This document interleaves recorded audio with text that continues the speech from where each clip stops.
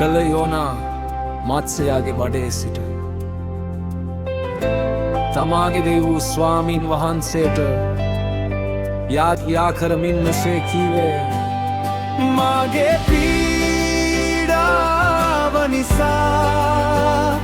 ස්වාමින් වහන්සේට හඬ ගැසීමි උන්වහන්සේද මට උත්තර දුන්සේක පාතාල ගැබේ සිට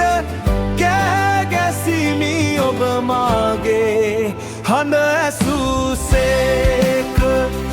ඔබ මාගේ හඬ ඇසූසේක ඔබ මුහුදම යැයි ගැඹුරට මා හෙළූසේක ජලධාරාවද මා වට කර තිබුණේය ඔබගේ රැළ හා ඔබගේ ජලකඳු සියල්ල මට උඩින් ගලා ගියේ එවිට මම ඔබගේ සමුයෙන් පහ කරනු ලැබීමි එහෙත් ඔබගේ සුදු මාලිගාව දෙස නැවත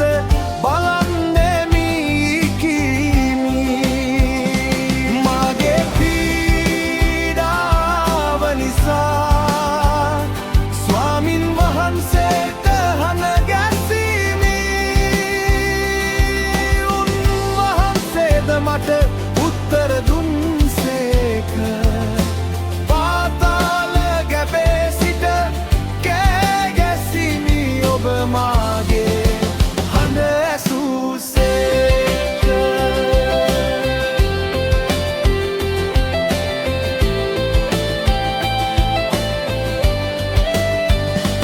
ජලයෝ ප්‍රාණහානිය දක්වා මා වට කරගත්තෝය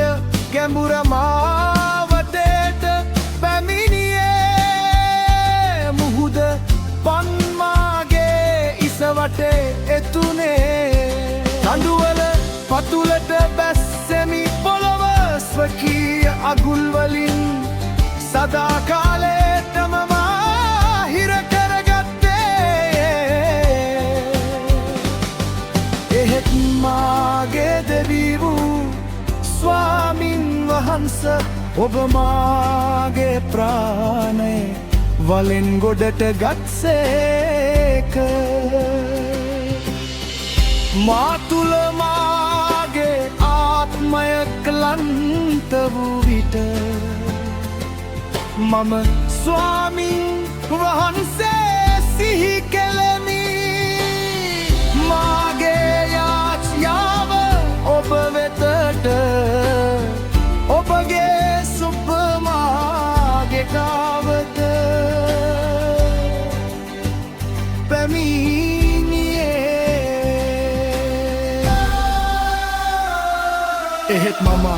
ස්තුති හඬකින් ඔබට පූජා ඔප්පු කරන්නෙමි භාර වූ දේ ගෙවන්නෙමි